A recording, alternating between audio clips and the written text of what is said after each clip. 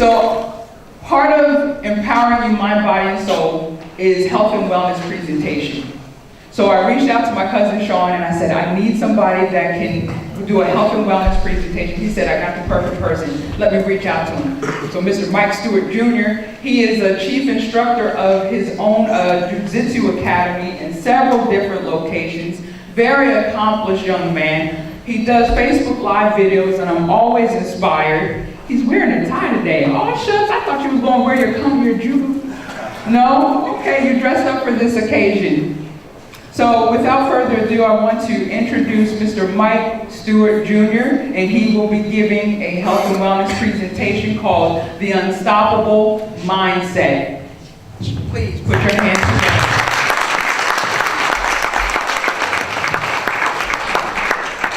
This is the first time I actually met you off Facebook. Yes, so, yes. Nice to meet you in person. Facebook is not a bad thing. You go and hurt, yeah. This is love, but when it cousin, yeah, do what you do. I'm here to get beat up. Jennifer, thank you so much for having me. Let's give a round of applause for Jennifer, please. And thank you, Sean. I've known Sean for many years now, and he made the introduction. I had this real long speech planned out, but I'm just going to kind of talk and tell my story and how I think that martial arts can really help empower people and can create a better life, especially for kids, teenagers that are maybe looking for a positive outlet and something good to get into. So I've been doing martial arts for 28 years now. I started when I was 5 years old, and I started doing Taekwondo because my uncle took me to see the Ninja Turtles movie, and that's all I wanted to do. I told him, I was like, you have to tell Mom when we get back, and she put me just in a little rec council program in a place kind of like this. It would move from like elementary school to churches to whatever. It was just, 30, 40 bucks a month. You come, the instructor was really great. So that was my first exposure to martial arts, is doing Taekwondo. And then I wrestled in high school, I kickboxed in high school. I eventually got into fighting mixed martial arts and found my way to the Gracie family. And if anyone's ever been following the UFC or UFC and mixed martial arts for long enough, the Gracies are the family that kind of created the UFC. They brought it from Brazil, and that's what we watch nowadays on TV is where they started from. So they're my instructors, and I've learned a lot from doing martial arts. And it's interesting because I took any time that I've taken a break. I took 2 breaks in martial arts. Anytime I've taken a break, I find myself going down a pattern of being a little bit self-destructive, not being as focused and as disciplined, because that's the thing, martial arts and anything, any good thing for you, whether it's going to church, going to soccer practice, going to martial arts, football, basketball, boxing, whatever. Everyone has their own outlet that they need, and I found when I would deviate from where I was meant to go, and I'd become more undisciplined, right? And there was a point where I hung with kind of a bad crowd, and I got into too many unnecessary fights, and that's when I met Sean, actually, right? It is true. Because I played in a band, and I was in the nightclub scene, and man, I seen a lot of crazy stuff, and I realized, wow, like this isn't right, and I need to get back on the mat. I need to get back to training. I met the Gracie family, and I've been training ever since. And it's been a really big blessing in my life to be able to share martial arts with people, and I've learned a lot from martial arts. It's that people think it's just about fighting. That's like maybe like 10% of the whole entire thing is about fighting, because how often do you get into a fight, right? Hopefully not every day, but what fights do we have every day? Maybe a fight with your wife, maybe a fight with your brother or your father, and those are the struggles that I think martial arts helps us win every day, because it teaches you to approach situations with a calm mind, right? And confidence and discipline, and not letting your emotions completely get the best of you. Because in jiu-jitsu, you get beat up every day. You get humbled every day. You walk on the mat and you get choked. And you go home, you're like, man, I suck at this, right? And then you go back, and then the next day you get arm locked, and then you get humbled every single day, right? So that when I have a situation where maybe I'm having an argument with my wife, right? Anyone ever get into arguments with their spouse, right? It happens to me. And I'm able to use my ability to be humble and to kind of yield and just, I don't have to be right all the time, right? I don't have to win all the time. I don't have to always be in this fight, you know? And really that's what martial arts has taught me is the most interesting thing is I don't have to fight, right? You know, you learn how to fight so that you don't have to. And that's kind of the whole purpose, right? And I believe that when you carry yourself with a certain amount of confidence and you understand that you're not that threatened because you know how to protect yourself, right? You are confident in yourself.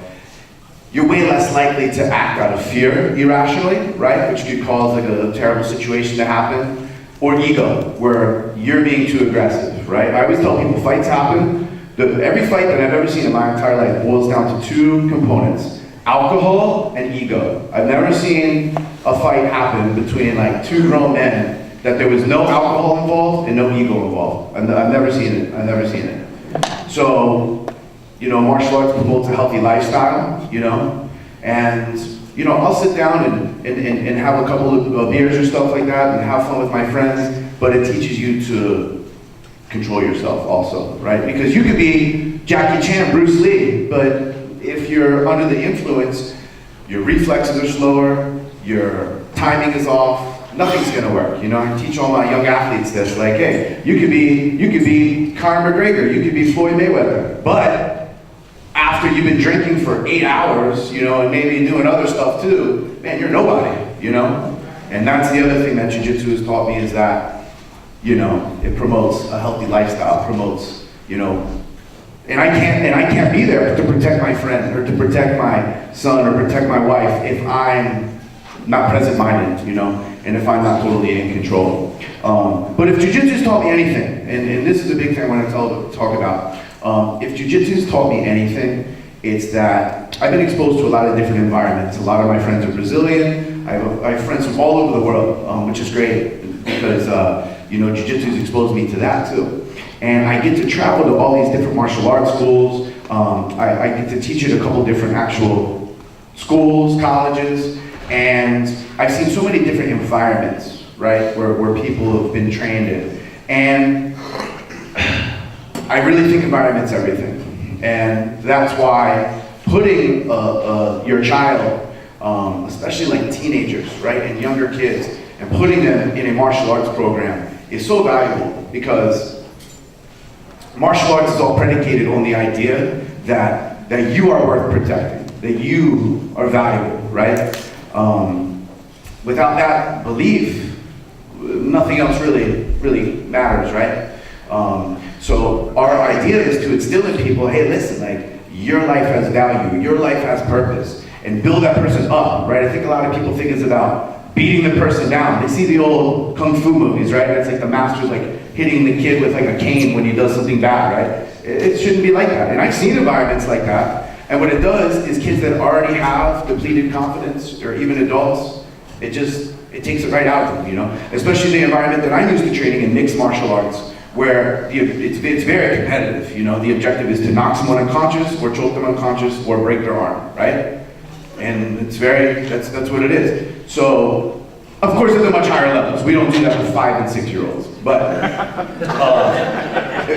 some people have no differentiation, right? They don't care that the kid might be getting picked on in school a little bit, or that the girl might be having problems with, you know, her boyfriend or something like that, or they don't care that, you know, the man is getting bullied by his boss, you know? It transcends all levels.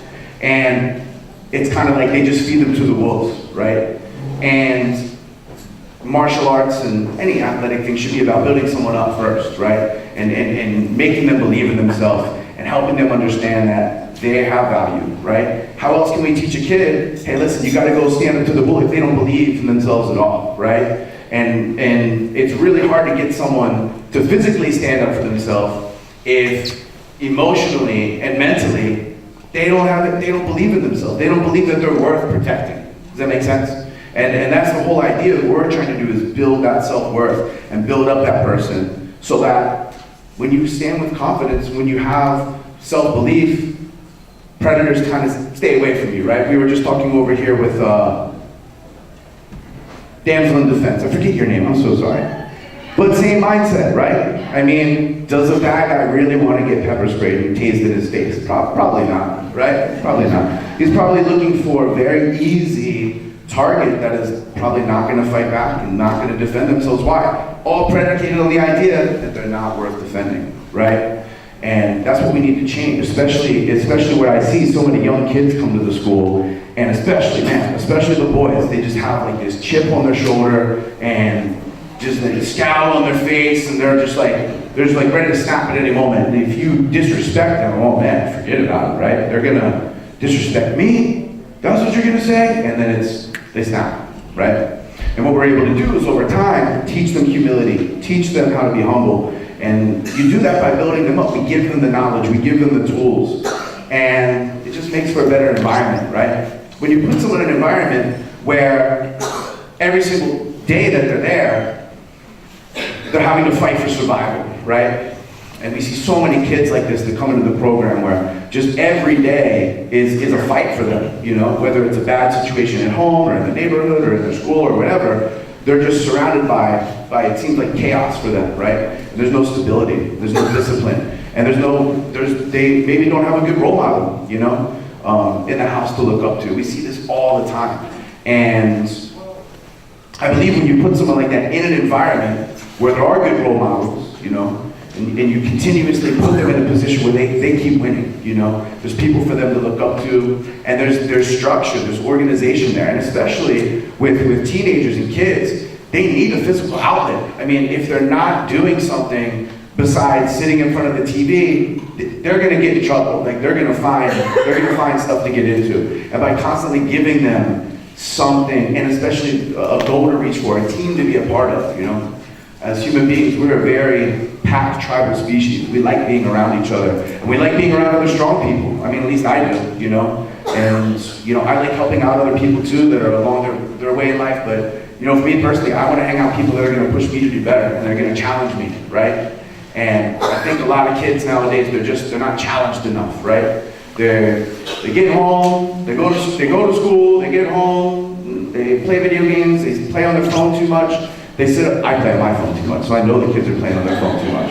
And then they're watching TV, and it's just not really involved in anything, right?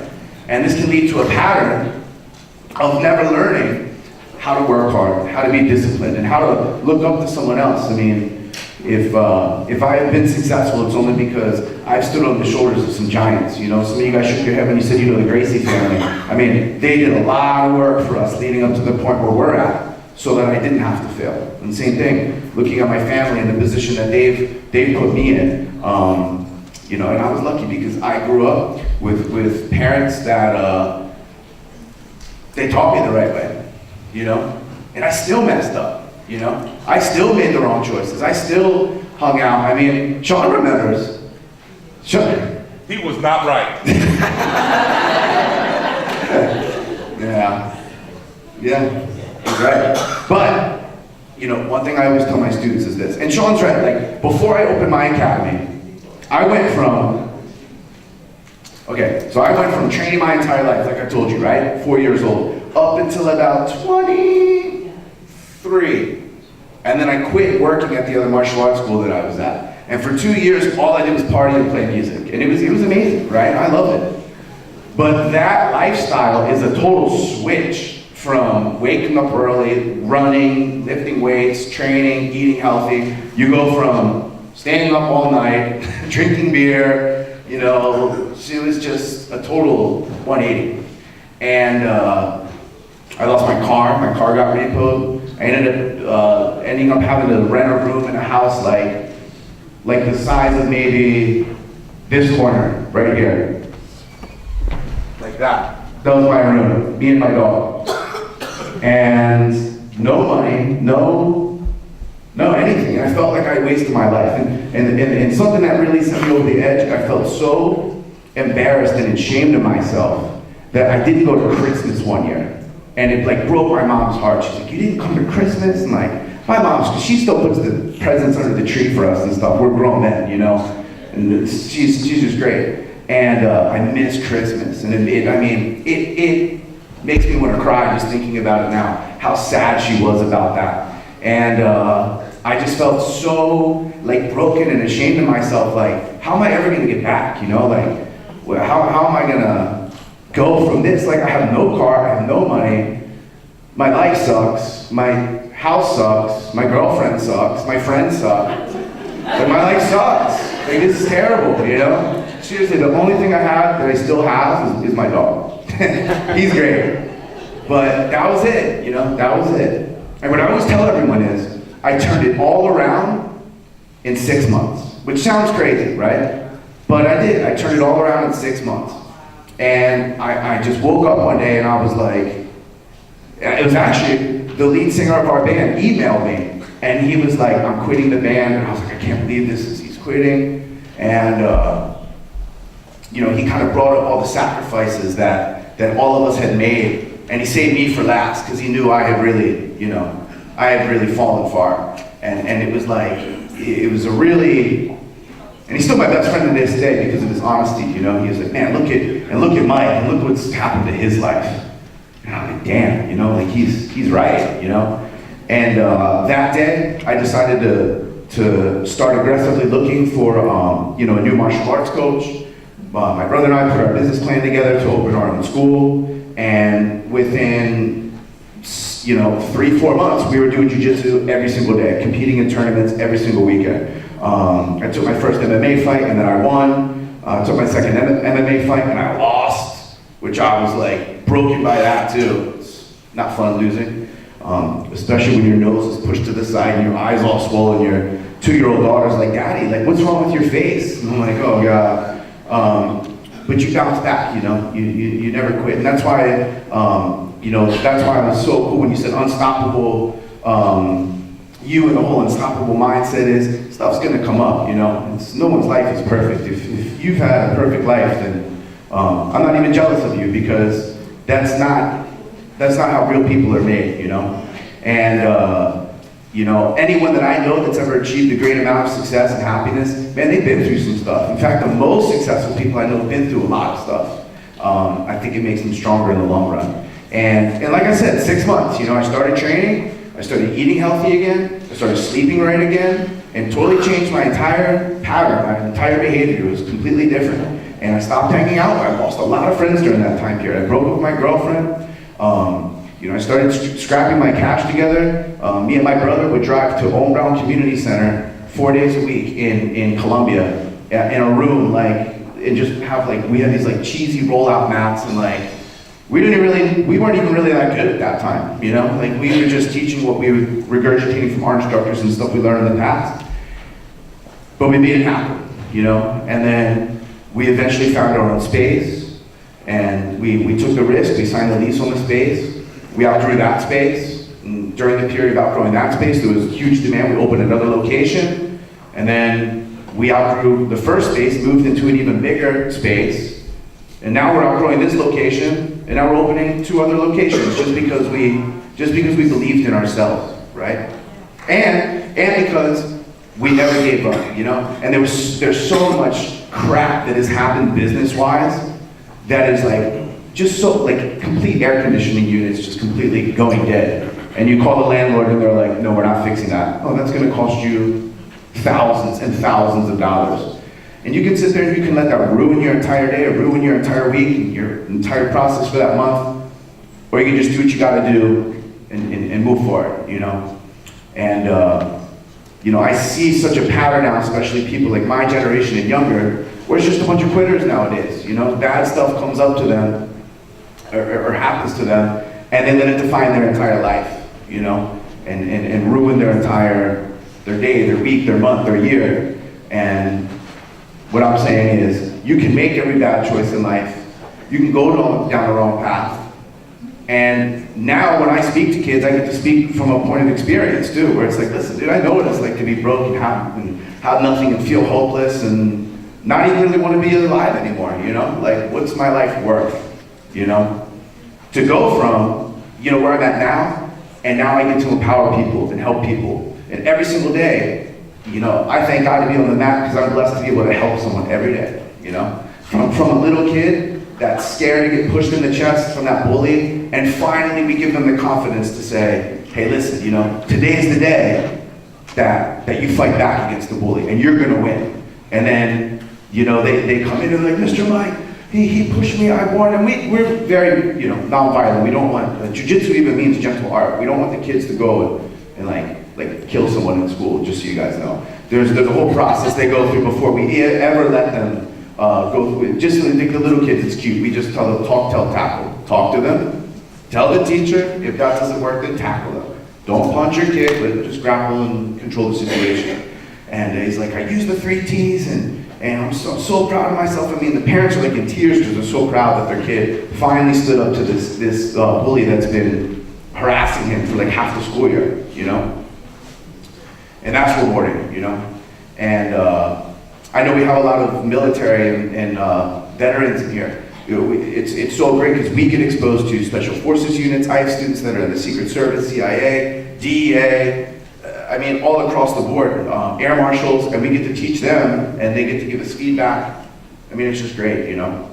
But it all started with just the one day, sitting in my room, and waking up and just being like my life is worth something, you know? And I have to fight and fight my way back up, and then maintain and stay there. So, I'm about done, right? Okay. Did you put my cousin in the chokehold? I'm not going over him. I just want to make sure I'm being courteous. Yeah, you got about Everybody wants to see me get beat up now. Anybody want to see Sean get beat up?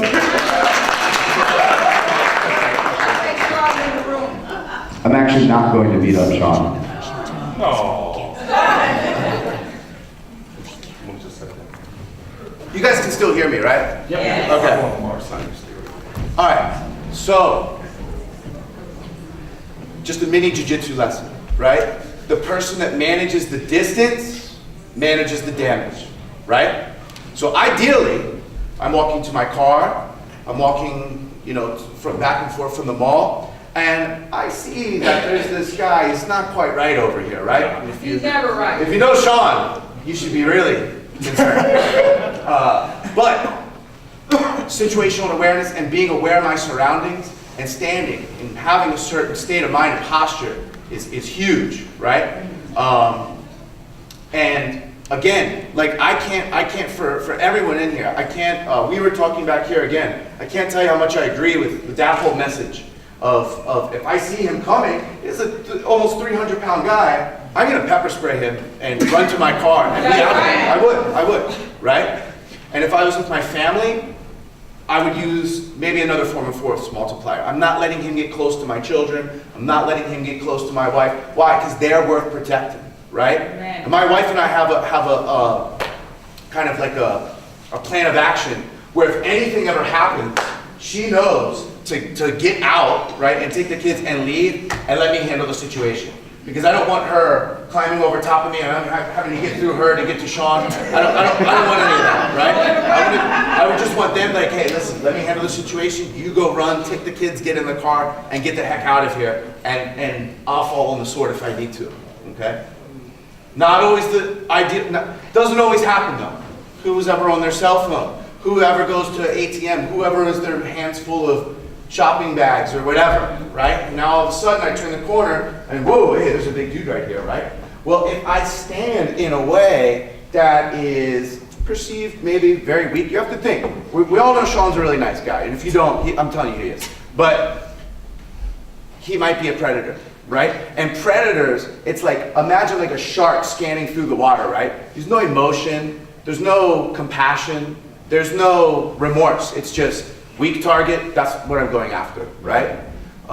So as he's scanning, if he sees me, I'm like, and I'm, oh hey mister, can I help you with something? Like, nice cell phone, give it up. Yeah, if he's about that, then he's gonna smell blood in the water, right? Just like a shark, he perceives the weakness, he's on it. I can also approach these situations. Hey man, what are you looking at, dude? What's up? Like, what are you doing? I'm looking at you. Big trouble. Why would I do that? It doesn't make any sense, right? Because now I'm threatening and challenging him, right? Now it's like two silverbacks pounding their chest at each other. Someone's got to go, right? There's no way. Or if I'm even like, what? if I start making certain body gestures, eye contact, pointing, shouting, again, every fight that I've ever seen between two grown men, alcohol and ego, usually both. So, we were talking, Sean came and took a class, we were talking, if I'm walking and he accidentally shoulder bumps me or something like that, I'm not gonna be like, hey man, what's your problem? Hey, excuse me, oh man, I'm sorry, sir, hey, I'm sorry, I didn't mean to run into you. Sorry, I'm sorry, pal. Even if he's looking at me cockeyed, and then right away when I realize he's squaring up, what? Proper distance. Why would I stand right here? In the range that if Sean was to punch me right now, this punch right here on a scale from 1 to 10, hit my hand a little bit, Sean. That's like a 9 or a 10, right? Imagine that right in my jaw, right, or my nose. 9 or a 10, knockout power, if not stunning you. But as I get a little bit closer, if he punches from here, that punch is jammed up a little bit. Now that's maybe like a, what, like a 5 or a 6. And if I get a little bit closer, it's like he's got nothing, right? When I'm in this close and I'm pinned to him, his punches are like, we call them rabbit punches, like a little bunny. It's gonna sting a little bit, but it cannot knock you out. Or I need to be halfway across the parking lot running away. That's a good distance, right? That's a good distance. If I saw a guy like Sean and he's approaching me, like I said, I'm trying to put something in between me and him and just run, right? Because survival is the most important thing. So if let's just say Sean and I are at the mall, the O's game or something like that, and there's some sort of confrontation, right? And he's getting upset, and I can see he's clearly getting heated, and I don't have the space to run. We're in a crowd, or we're in a confined area. Couple indicators, he's squaring up to me. He might be starting to breathing heavy. He might be playing with his hands or clenching his fists or something like this. At this point, if he's standing like this, I know he's probably gonna fight me. But his hands aren't up like he's really engaging yet. So I would just stand like this. Sean, listen. Hey, take it easy, pal. Listen. If you want to cut in front of me on the line, then go ahead. I'm not really even that big of a rush. Go ahead. No, it ain't about the line now. No. It ain't about that line. No, it's all good, man. And notice, I'm not shouting, but I'm also not shrinking, right? And my hands are always above where he's at. If at any point he tries to touch my face, I'm too close. That hurt. So slow motion what I'm doing. The second I see him move to go, I'm blocking inside. See how my head comes here and my arms come inside. Then what do? I step and I wrap. Now he can't punch me. From here, when he feels this clinch, I'm so tight to him, he's going to try and run away. That's when I hook his leg and take him down. No, we don't have that. Right? So, hands down, he's aggressive, but his hands aren't up. Not yet. If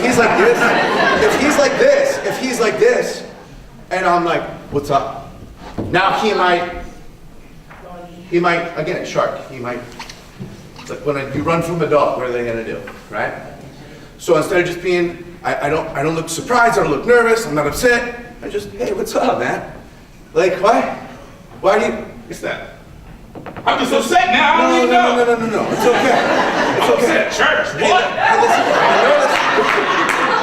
and notice I'm not pushing him, I'm not punching, I'm just, hey, it's okay. I understand you're upset, my friend. Why don't you take my spot? Look, it's all good, man. Take my spot, please. Now, y'all know, if you've been in this situation, behind you is 2 or 3 dudes talking about, you gonna let him do that? So the girl star, that me here, I'm hearing all this, now it's like, oh, I'm about to get pumped by my friends. Now I gotta do something. You know what I'm talking about? That's where the self-control comes in. I shouldn't be in that situation, or with these 3 fools back here. We've all been there. Y'all know what I'm talking about. I can name names, and probably it's gonna be on Facebook, and they're gonna go, why are you snitching? Because you know it's true. Man, you good? I'm good. All right, so he's right though. But I want to be here controlling the distance and remaining calm, right? I don't want to be engaging any more than I have to, right? And then my objective is to either get the fight to the ground as quickly as I can and knock him out or break his arm and then run to my car and get out of there. If he fights me, depends. We have different levels of threaten violence, right? If Sean is completely inebriated and can barely stand, why would I break his arm? Why would I knock him out? Doesn't make sense. Or if he's elderly or disabled or just something. He's all of the above. Then I wouldn't do that, right? But if it was Sean, as he stands here, you know, grown man who's willingly trying to hurt me, then I have to. Again, I'm worth protecting, right? I got to get home. His fists go up. I can't stand here like this now, right? I can't do this. Because the distance is wrong. If he goes to punch me from right, standing here and me going toe to toe with Sean, it's not a good idea. That's why there's weight classes in fighting, to make it fair, right? Sean's a little bit out of my weight class, so I need to be staying outside of this distance, and I need to make him step into the punch. I don't want him to stand right here at that red zone distance. I either want to be, look, here's red. I either want to be green or green, not red. Green, red. And how does everyone fight? They stand toe to toe, they get angry at each other, and they just start swinging for the fences, right? Yeah, I've even seen trained guys do this. Professional boxers, they get into a real fight where there's real threat, there's no referee or time limit or weight classes or mouthpieces or hand wraps or groin cups or there's no rules, right? Their technique turns to junk, and they just start flailing, and whoever, usually the bigger, stronger guy, lands the first punch, he gets on top of the other person, and he smashes him. How many times have we seen this, you know? So I want to stay outside of the distance, and even from here, I might be able to resolve it. I don't want to fight it, right? And at this point, if I do need to get to some sort of force multiplier, if the situation gets crazy, another guy steps in, I'm with my family, hey, at that point, I'm not using jiu-jitsu. I'm going to use something else, okay? But if he steps in, it's just me and Sean, boom, now I get the clinch here, right? He can't knock me out from here. Get out, Sean.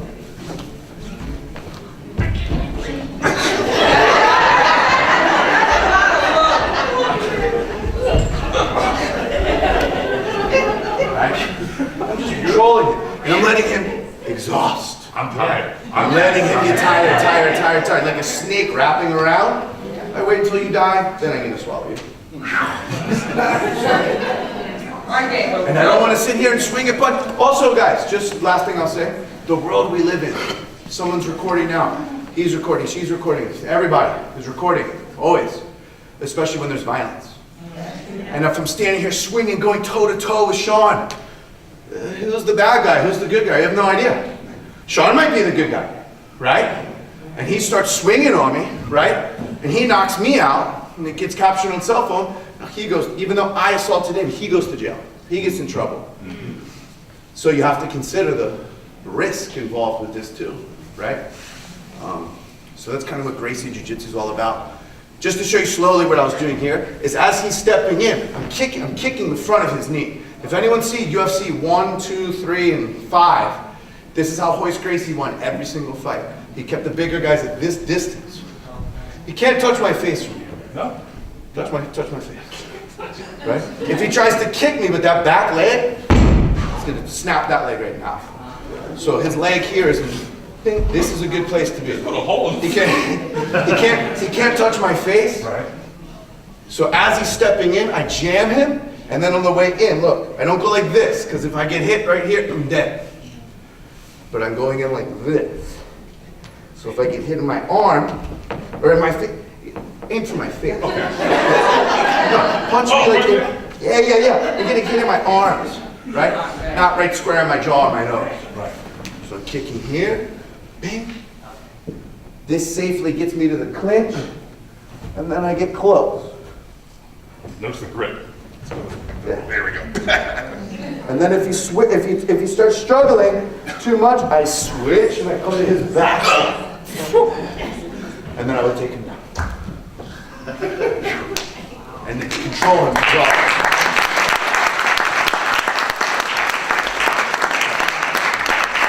Just so you all know, when he trained me the other day, we're getting ready for this event, we did a little more on the ground.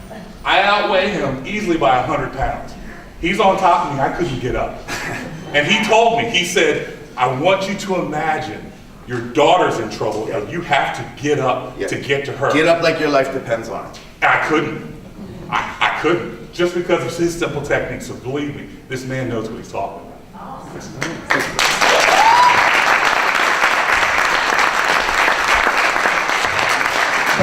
think I went over this. I'm really sorry. Guys, thank you so much. And again, my school is Gracie Jiu Jitsu Maryland. My name is Mike Stewart. Jennifer, again, thank you so much. I really appreciate it.